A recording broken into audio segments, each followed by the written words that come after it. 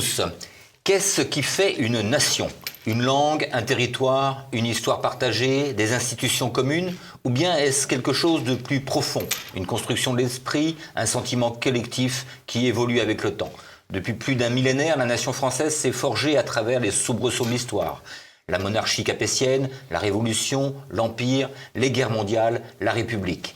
Elle a changé de frontières, de régime, de symboles et même de définition. La France a longtemps cultivé un récit national, parfois glorieux, parfois mythifié, mais toujours structurant pour sa cohésion. Aujourd'hui, à l'heure des bouleversements politiques, de la mondialisation et des doutes identitaires, cette question ressurgit avec force. La nation française est-elle en crise ou simplement en mutation ? Pour en parler, nous recevons aujourd'hui un spécialiste de l'histoire politique et sociale de la France qui vient de publier un ouvrage majeur sur le sujet, Éric Anseau. Éric Anseau, bonjour. Bonjour Guillaume, merci de me recevoir. C'est toujours un plaisir, c'est je crois la 3e ou 4e fois que vous venez, donc je rappelle quand même à nos téléspectateurs qui vous êtes, un historien spécialiste du 19e siècle, du Second Empire et des dynamiques politiques et sociales qui ont façonné la France contemporaine. Et vous êtes enseignant à l'Université de Lorraine après avoir été longtemps à Sorbonne Université.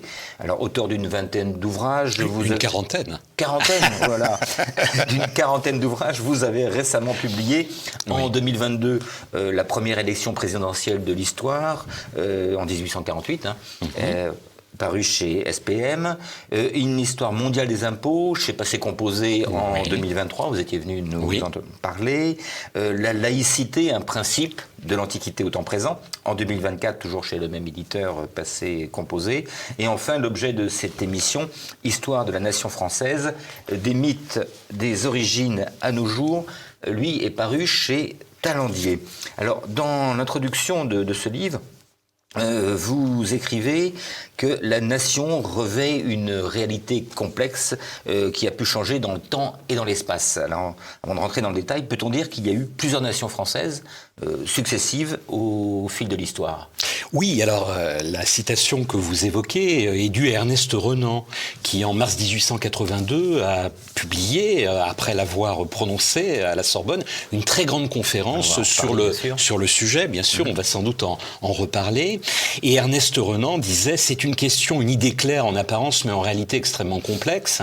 Nous étions au lendemain de la guerre de 1870, et ça va le faire évoluer lui-même dans sa conception de la nation.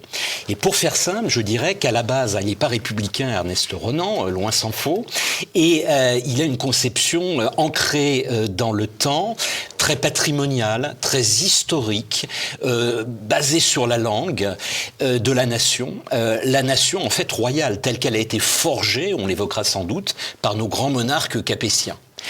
Et puis, sous l'effet de la guerre de 1870, on nous arrache l'Alsace et la Moselle, et les Alsaciens et les Moselans, de parler allemand, d'histoire longue germanique, auraient voulu rester français, mais voilà, ils sont rattachés à l'Allemagne, et les Allemands leur refusent le plébiscite auquel ils aspiraient. Et donc, Renan va rajouter un élément très intéressant, parce qu'il vient de la Révolution, c'est l'idée que les peuples doivent être consultés pour faire nation. Ce que Renan appelle le plébiscite de tous les jours. Donc ces deux choses dans l'esprit de Renan, la nation, c'est à la fois un ancrage historique très très lointain, patrimonial, mais c'est également une volonté de vivre ensemble au quotidien. Parce que d'ailleurs, il continue de affirmer, ce qui constitue la nation, c'est d'avoir fait ensemble des grandes choses dans le passé et de vouloir continuer à en faire ensemble. Alors est-ce que pour vous, c'est la définition idéale de la nation ? Oui, alors toute la conférence, là on la résume en deux citations qui sont les plus célèbres, c'est vrai, mais la conférence dure plus d'1 heure et il définit les choses beaucoup plus précises que nous le faisons là.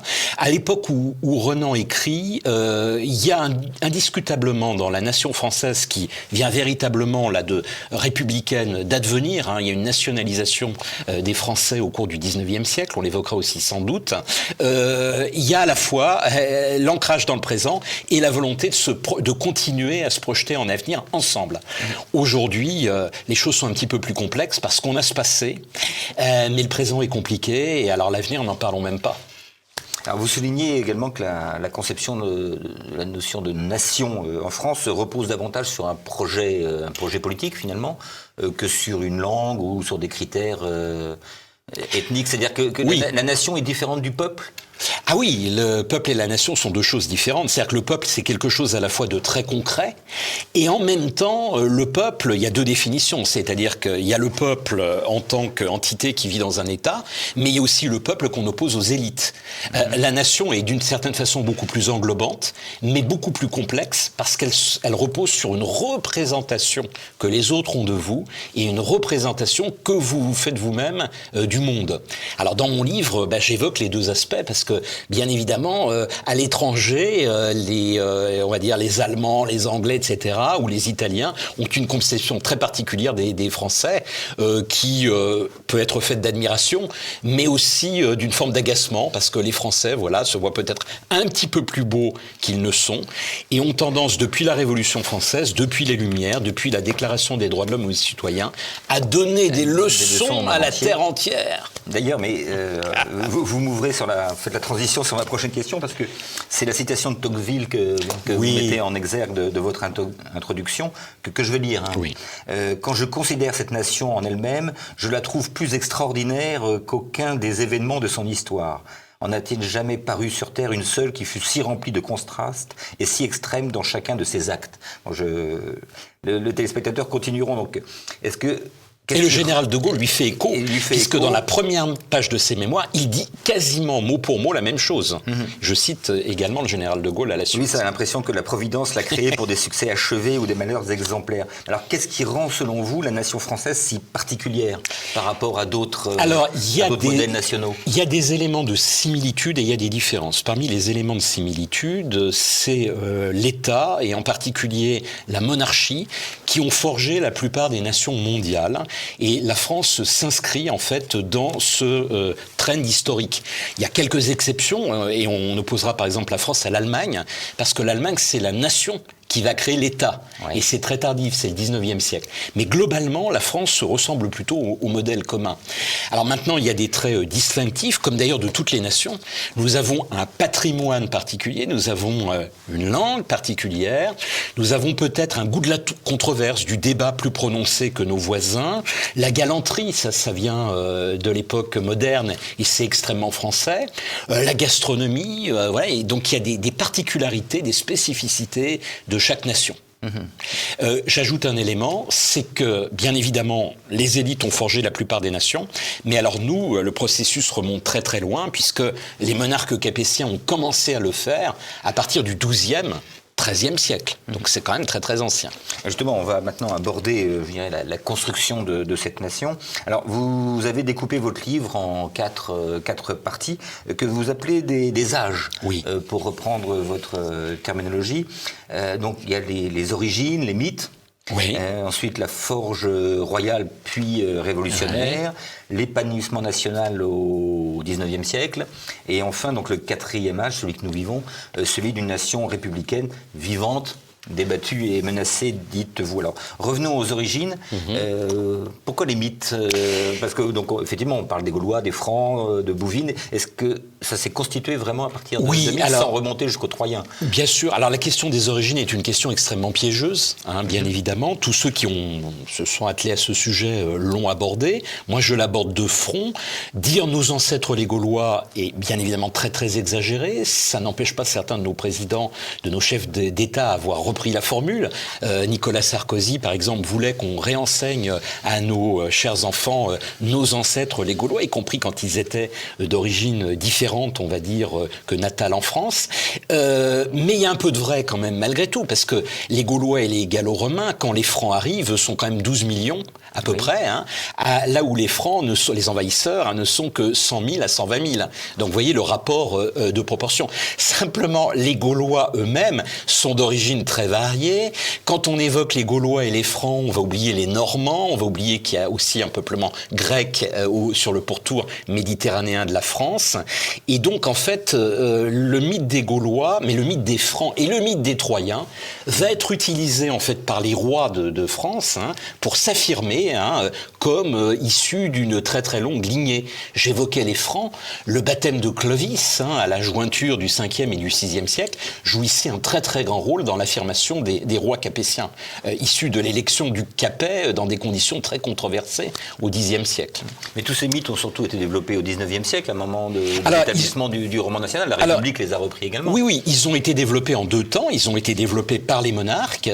Pensons par exemple à un roi comme François Ier. François Ier fait référence par exemple aux Gaulois, très très fréquemment.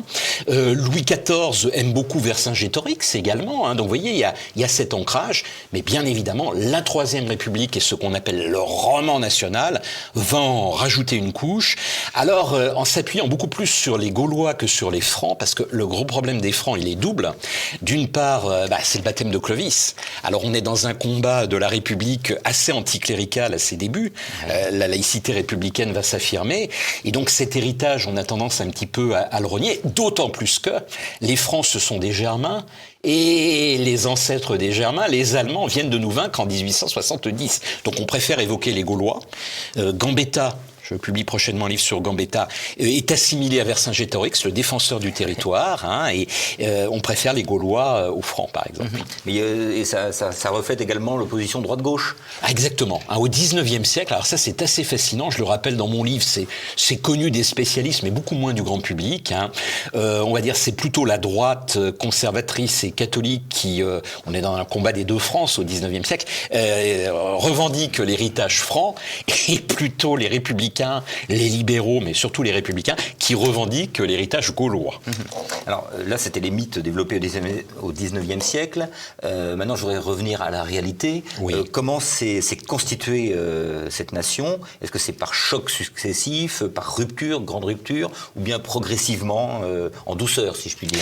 Alors, il y a deux choses. Il y a une sédimentation à partir du XIe, XIIe, surtout XIIIe siècle, XIVe siècle, au moment où l'État monarchique se construit.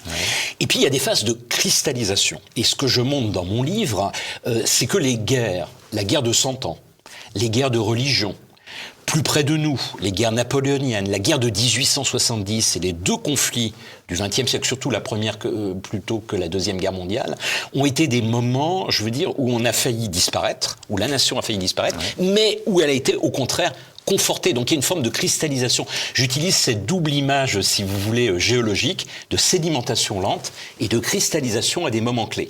J'ajoute un élément, je n'avais pas tout à fait terminé ma réponse tout à l'heure, c'est-à-dire qu'il y a deux moments dans la nation. Il y a la nation royale, elle part d'en haut, et elle essaie d'englober un maximum de Français, mais avec plus ou moins de réussite. Et à partir de la Révolution, il y a une nation qui part d'en haut, bien évidemment, mais également de la base. C'est l'épisode de la fête de la fédération, et on passe de la souveraineté royale à la souveraineté nationale. Ça, c'est très important en 1789. Donc c'est pour ça que je voudrais revenir, on va revenir dans le détail. Les grands marqueurs donc, de la constitution de la nation, est-ce que c'est... je voudrais qu'on en cite bien sûr, quelques-uns. Donc est-ce que le baptême de Clovis en est un, véritablement, ou est-ce que on est encore dans le roman national? Non, on est dans un événement qui va faire sens après, mais a posteriori, l'historien se méfie des anachronismes. On n'est pas du tout encore dans la nation France à l'époque du baptême de Clovis, même si le général de Gaulle, qui était catholique, donne cette profondeur historique. C'est à partir de nos rois, de nos monarques capétiens, par souci de légitimité, qu'on va réactiver le baptême de Clovis. Donc ensuite, autre marqueur, le traité de Verdun, le serment de Strasbourg. Alors c'est la langue, là, c'est la langue, donc c'est important, mais là encore, la langue n'est utilisée que par l'élite. Et donc, si vous voulez, les patois demeurent très très répandus. Et le traité de Verdun, 842-843, c'est Charles le Chauve pour vos téléspectateurs, donc petit-fils de Charlemagne. C'est un jalon, mais un jalon a posteriori. C'est-à-dire c'est-à-dire qu'on va utiliser ça en disant, voilà, c'est un acte fondateur, mais pour les gens qui vivaient au quotidien, ils n'avaient même jamais entendu parler du traité de Verdun. Et ils n'utilisaient pas la langue franque, si vous voulez, qui était la langue du dominant, mais pas la langue commune. Donc, c'est plus tard. Et donc, le premier vrai marqueur, ça peut être Bouvines, voilà. Alors là, je m'appuie sur les grands historiens médiévistes, en particulier sur Georges Duby. Bouvines, indiscutablement, donc là on est en 1214, le roi Philippe Auguste se heurte à des souverains étrangers, on citera par exemple le roi d'Angleterre Jean Santerre, mais également une révolte de certains de ses féodaux. Et il va s'appuyer sur d'autres de ses féodaux, donc les seigneurs qui sont sous lui, il est le suzerain de ces seigneurs-là, mais également sur les milices communales. Et donc, certaines des milices communales vont envoyer des piétons pour servir dans son armée. La bataille de Bouvines va être un succès, et la propagande royale va utiliser la bataille de Bouvines. 1214, c'est un jalon, mais c'est un jalon important, comme le dit Georges Duby, de cette construction du sentiment national et de la nation. Alors, est-ce que ce sentiment national va vraiment prendre forme au moment de la guerre de 100 ans ? C'est une étape importante. Alors là, je m'abrite derrière une autre historienne, Colette Beaune, naissance de la nation France. Et bien évidemment, c'est important. Alors déjà, parce qu'il y a des héros qui vont être popularisés par la monarchie. On pensera au connétable du Guesclin. On pensera bien évidemment à Jeanne d'Arc. Le petit roi de Bourges, le dauphin, le futur Charles VII, il a perdu la moitié nord de son royaume. Il est réfugié à Bourges. Et il va donc faire des tournées dans le sud de son royaume et auprès de populations qui n'avaient jamais vu et parfois entendu parler du roi. Et ça va conforter véritablement la monarchie. Et puis, il y a des victoires après une série de défaites, la reconquête de la Normandie. Et la reconquête de la Normandie va être célébrée de façon religieuse par des tédéums, mais aussi de façon laïque, dans un grand nombre de villes du royaume. Donc ça aussi, ça va renforcer... On peut parler d'une première fête nationale ? Oui, j'utilise le terme, Colette Beaune l'utilise aussi, une première fête nationale à caractère même laïque. Donc c'est quand même très très intéressant. Mais ce sentiment national de faire nation autour du roi, ceux qui prenaient le parti des Anglais, eux pensaient que le roi d'Angleterre était légitimement le roi de France. Était légitime, et puis n'oublions pas que la guerre de 100 ans a un caractère en partie de guerre civile, opposition des Bourguignons et des Armagnacs. Mais vous évoquez les Anglais, c'est très très important aussi dans le sentiment national, parce que ce sentiment s'affirme également contre l'autre. Et là, il y a le sentiment dans une partie de la population, et les Anglais ont fait des déprédations, il y a eu des villages brûlés, etc., d'anglophobie qui se développe au cours de la guerre de 100 ans, comme au moment des guerres de religion. Alors, je ne sais pas si on aura le temps de les évoquer, mais au moment des guerres de religion, il y a les Espagnols qui ont pris la cause des catholiques, il y a les Hollandais et les Anglais qui ont pris la cause des protestants, et l'ingérence étrangère a tendance aussi, chez un certain nombre de patriotes, à renforcer le sentiment national. Donc ça aussi, c'est très très intéressant. On va venir aux guerres de religion, mais avant, je voudrais m'arrêter aux environs de Philippe le Bel, parce qu'au fur et à mesure que le domaine royal s'étend et se consolide, les frontières également s'affirment, donc il y a un État qui se crée. Est-ce qu'il faut un État pour faire une nation ? Dans beaucoup de pays, c'est le cas. Et alors, en France, c'est le cas. C'est-à-dire que notre nation est née en très grande partie de l'État capétien, de l'État monarchique. Je dirige une collection chez Talandier. Et alors, petite anecdote, on est entre nous. En fait, j'ai créé cette collection parce que je me disais, voilà, je me réservais dans cette collection l'histoire de la nation française. Mais il y a 2 volumes déjà parus. Il y a l'histoire de la nation hongroise, Catherine Aurel, une collègue de la Sorbonne, et Yves Léonard, le meilleur connaisseur en France du Portugal, histoire de la nation portugaise. Et ces 3 nations se sont constituées par l'État. L'État magyar au Moyen-Âge, Saint-Étienne de Hongrie, et puis l'État portugais, bien évidemment, en opposition avec l'Espagne, l'autre grand pays de la péninsule ibérique. Donc il y a des récurrences indéniablement. Dans notre cas, l'État est absolument déterminant dans la création de la nation. Alors dans le même ordre d'idée que la guerre de 100 ans, ce sont les guerres de religion. Est-ce qu'on peut dire qu'à ce moment-là, la nation française a failli sombrer au moment des guerres de religion ? Complètement, parce que alors là, c'est une guerre civile puissance 10, même par rapport à la guerre de 100 ans. On s'étripe entre catholiques et protestants. Les protestants font des massacres de catholiques, mais comme les catholiques sont beaucoup plus nombreux et beaucoup plus puissants, c'est surtout eux qui massacrent les protestants. On a tous en tête, en août 1572, le massacre de la Saint-Barthélemy, à Paris, avec des répliques dans une douzaine de villes de province, ingérence étrangère. Et là, vous avez ce qu'on appelle les politiques. Alors, on pensera, je donne 2 noms là pour vos téléspectateurs, le chancelier Michel de l'Hospital, et puis Jean Bodin, très important pour la souveraineté nationale et la construction en fait de l'État, qui vont inciter le roi à renforcer ses prérogatives. Et avec Henri IV, qui va pacifier les choses en se convertissant au catholicisme, mais en prenant également à l'avènement de son pouvoir le fameux édit de Nantes de 1598, qui est un édit de tolérance, un édit de pacification, l'avènement de la monarchie absolue de droit divin. Avant, on a une monarchie très contractuelle, et là, le roi renforce ses prérogatives, mais c'est très intéressant pour notre sujet, parce qu'il va renforcer ses prérogatives en créant, je le montre dans mon livre, dans un chapitre, un couple État-nation. Et il s'appuie vraiment sur une nation, alors un peu imaginaire, mais bien évidemment, pour faire corps. Et le petit-fils d'Henri IV, Louis XIV, au moment de la guerre de succession d'Espagne, il est en grande difficulté. Et je rappelle ce texte, alors ça fascine tous les journalistes. Je l'ai relu. Ah, allez-y. Oui, il écrit une lettre qui est assez étonnante, qui va être tous les Français placardée sur les 40 000 communes, 39 000 paroisses de France. Oui. Placardée. Et je dirais que je me suis dit, mais c'est un appel du 18 juin avant l'heure, sauf qu'il a eu lieu le 12 juin 1709. Et d'ailleurs, significativement, il abandonne le nous pour le je, et il écrit « Quoique ma tendresse pour mes peuples ne soit pas moins vive que celle que j'ai pour mes propres enfants, quoique je partage tous les maux que la guerre fait souffrir à des sujets aussi fidèles, et que j'ai fait voir à toute l'Europe que je désirais sincèrement de les faire jouir de la paix, je suis persuadé qu'ils s'opposeraient eux-mêmes à la recevoir, à des conditions également contraires à la justice et à l'honneur du nom français. » Alors, je pense que le général de Gaulle a dû la lire, cette lettre. Le général de Gaulle avait une connaissance très approfondie de l'histoire de France. Il n'utilise pas le mot nation dans cette lettre, mais la nation est déjà là. Et ce qui est fascinant, c'est que quelques décennies plus tard, le mot nation est utilisé par Louis XV et par Louis XVI, mais constamment. C'est le couple roi-nation.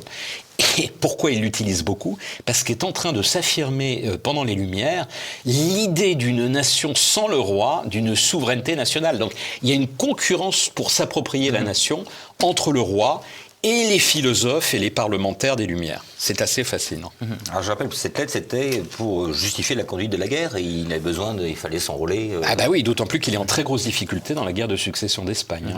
Donc on parlait des Lumières, est-ce que c'est à ce moment-là que va apparaître la notion de souveraineté nationale ? Oui, exactement. C'est le moment où tout bascule. Alors on a en tête, je ne donnerai qu'un philosophe, Rousseau. Jean-Jacques Rousseau, souveraineté populaire et nationale. Alors aujourd'hui, on distingue les deux. Il y aurait même toute une émission à faire sur le distinguo. Mais à l'époque, on ne finance pas autant souveraineté populaire égale souveraineté nationale dans l'esprit d'un Jean-Jacques Rousseau.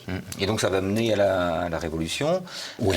Cette notion de souveraineté la déclaration populaire ou nationale au moment de la Révolution. Alors la nation, vive la nation, c'est le cri de la bataille de Valmy en 1792, Dumouriez et Kellermann. Et la nation, alors là, sature le vocabulaire des révolutionnaires, parce que ces révolutionnaires, justement, alors un petit mot sur la différence entre souveraineté nationale et souveraineté populaire. Oui, souveraineté populaire, c'est l'idée quand même d'une démocratie directe.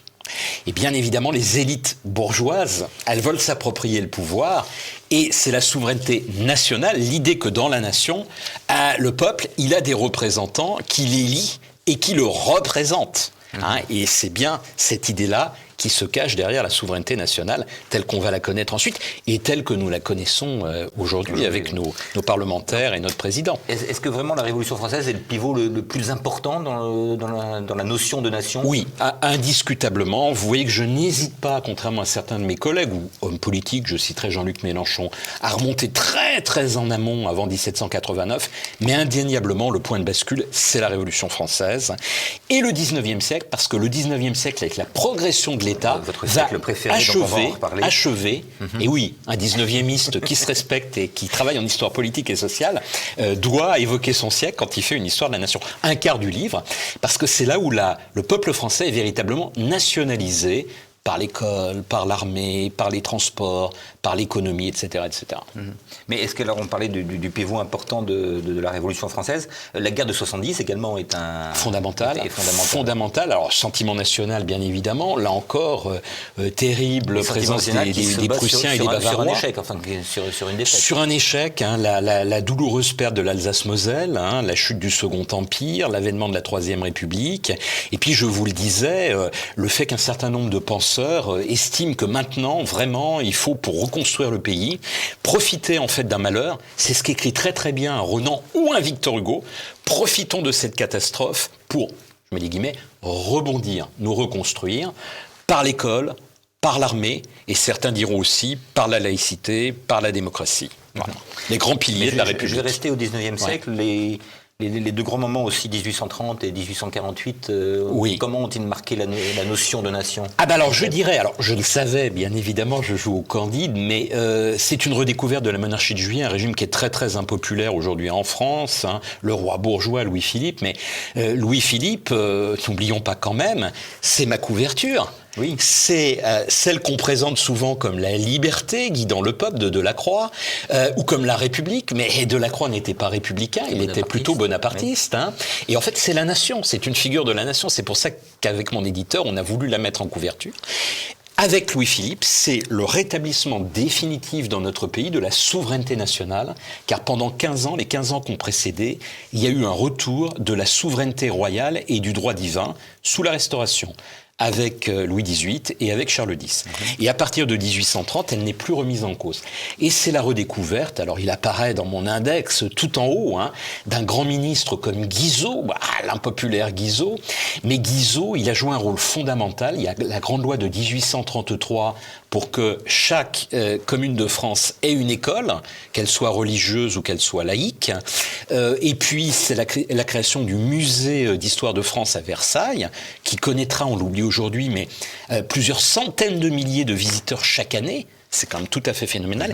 Vous avez des écoles primaires qui viendront voir, imaginez la modernité, oui. On est au milieu du 19e siècle, les tableaux d'histoire de France, de la grande galerie de l'histoire de France, de Guizot et Louis-Philippe. On déplaçait les élèves même de Paris, venaient à oui, parce que vous avez le train, les deux gares de Versailles, par exemple, que vous connaissez aujourd'hui, elles datent du règne de Louis-Philippe. C'est quand même assez fascinant. Donc, beaucoup de visiteurs et plein d'autres choses encore. Les transports, le réseau de transport, hein, le début de la voie ferrée, on le disait, tout ça c'est Louis-Philippe. Il joue un très très grand rôle dans le fait de nationaliser le peuple français. Les poids et mesures, par exemple, c'est la Révolution qui les a créés, mais c'est véritablement sous Louis-Philippe qu'il s'impose sur notre sol. Donc, unification des poids et mesures. Et 1848, ce qu'on a appelé le printemps des peuples, est-ce que... Oui, alors, important là, parce que... Il y a un nouveau concept qui apparaît. Alors oui, je dirais, c'est déjà la devise républicaine. Liberté, égalité, fraternité. Elle date de 1848. Et puis d'autre part, c'est le suffrage universel masculin. Mais là encore, l'historien universitaire, vous voyez, donne des grandes bases et nuances. Suffrage universel masculin, et on vote à partir de 21 ans, donc à l'époque 38 millions d'habitants, vous avez 10 à 11 millions d'électeurs, c'est un gros progrès par rapport à l'avant, le suffrage censitaire, le suffrage en fonction des impôts, mais on est encore très très loin du compte, les femmes, vous le savez, ne voteront qu'en 1944-1945 en France. Donc on parlait de la guerre de 70, on va rentrer maintenant dans le XXe siècle. J'imagine que l'acmé du concept national, c'est la guerre de 14-18. Là. Il y a une véritable union nationale. Il y a deux moments. Alors bon, c'est très dur parce que là, on a moins de recul, mais quand même, on en a un petit peu. Il y a deux moments, à mon avis, au XXe siècle qui constituent une forme d'acmé de la nation.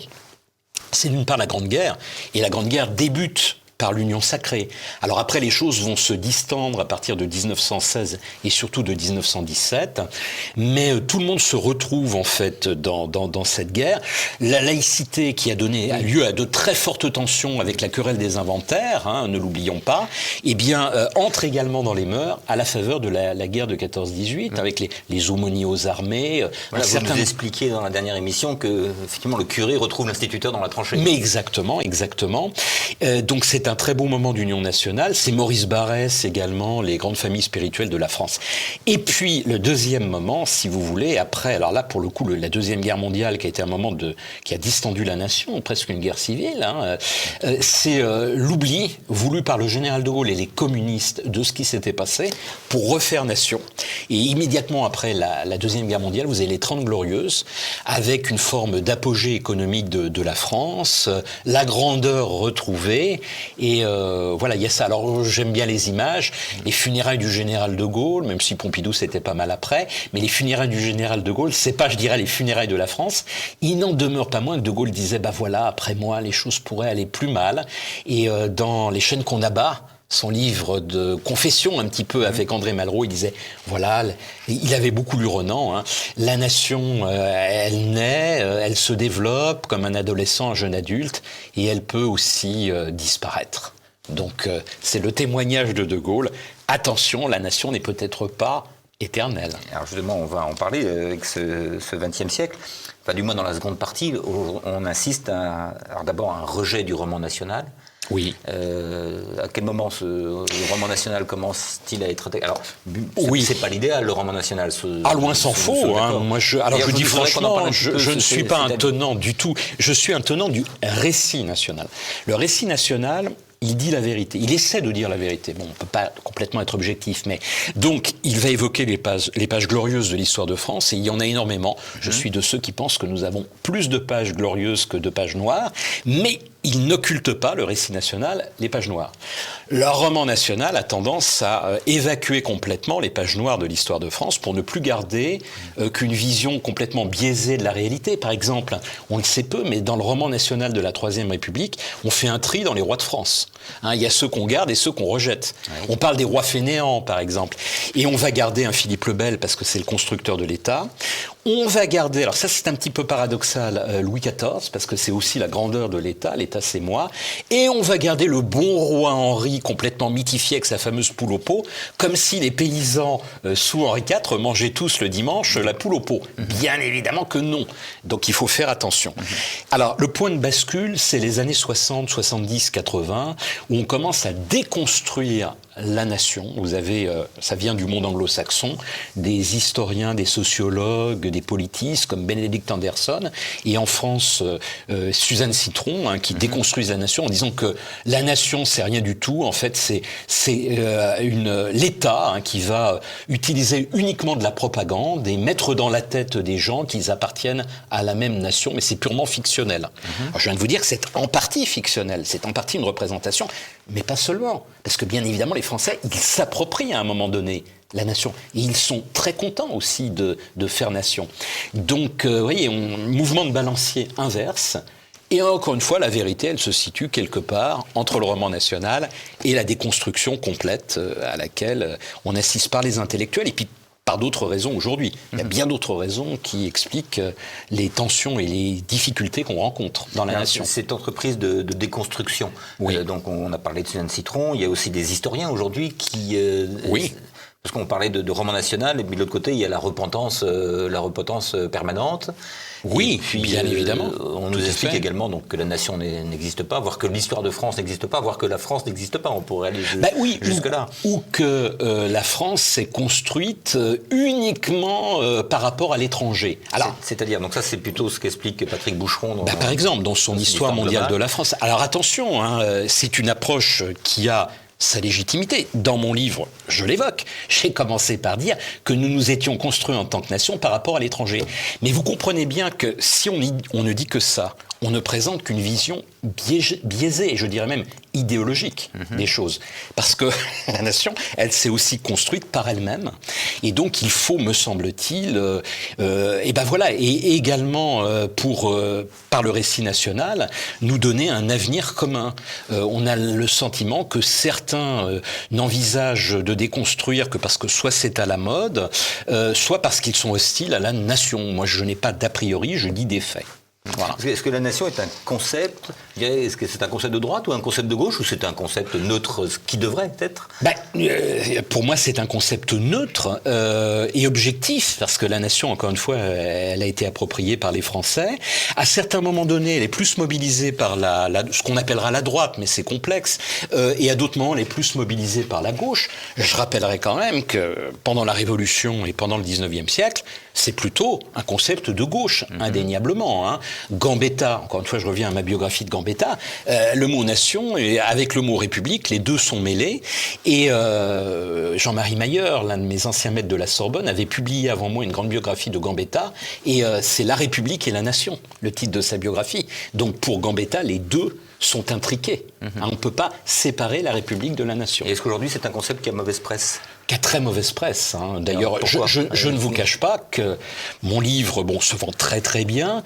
Je suis plutôt invité dans des médias positionnés du centre-gauche à la droite parfois affirmée, et pas du tout dans des médias de gauche affirmée ou de gauche extrême, de gauche radicale. Alors, la nation est devenue... D'où vient justement ce rejet de la nation, d'après vous ? Alors, parce que la nation aussi, il faut le dire, a été reliée un peu trop facilement au nationalisme. Alors, bien évidemment, les deux guerres mondiales, le nationalisme y a pris sa part, mais je rappellerai quand même que le cadre national, il n'y a rien de mieux pour que s'épanouisse la démocratie. Hein. La démocratie et la République. Et ça, on a tendance beaucoup à l'oublier. On voit quand même que la démocratie, qui est l'un des 5 piliers de la République aujourd'hui, a été bafouée ces dernières années quand on a oublié ça, de faire retour à la nation. J'évoquerai le référendum de 2005, bien évidemment. Il n'y a plus de référendum depuis, parce que c'était un non. Donc... Mais est-ce que vous pensez que la nation aujourd'hui peut se diluer ? Alors je sais pas, je pense à l'Union européenne ou à la mondialisation, la globalisation.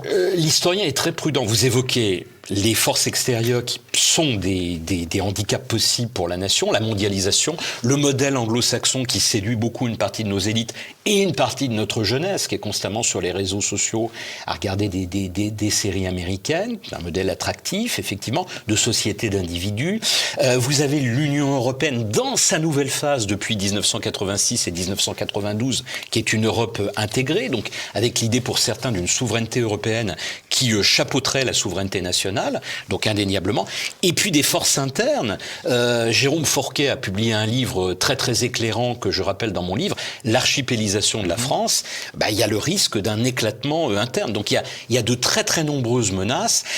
Moi je suis plutôt, je dirais, neutre là-dessus. Je dis que, et puis je suis historien, donc je ne vais pas faire de la projection, mais je dis que la main est aux politiques. C'est-à-dire que je crois beaucoup en la politique, et c'est les politiques qui décideront avec les Français, avec tous les Français, ce que nous serons demain, si nous continuerons, comme le voulait Renan, à avoir encore un avenir national commun. C'est le terme qu'on emploie très souvent aujourd'hui de vivre ensemble, mais c'est pas le vivre ensemble de Renan. Ah, pas du tout, parce que le terme est complètement dévoyé aujourd'hui. Vivre ensemble, alors vivre ensemble, c'est...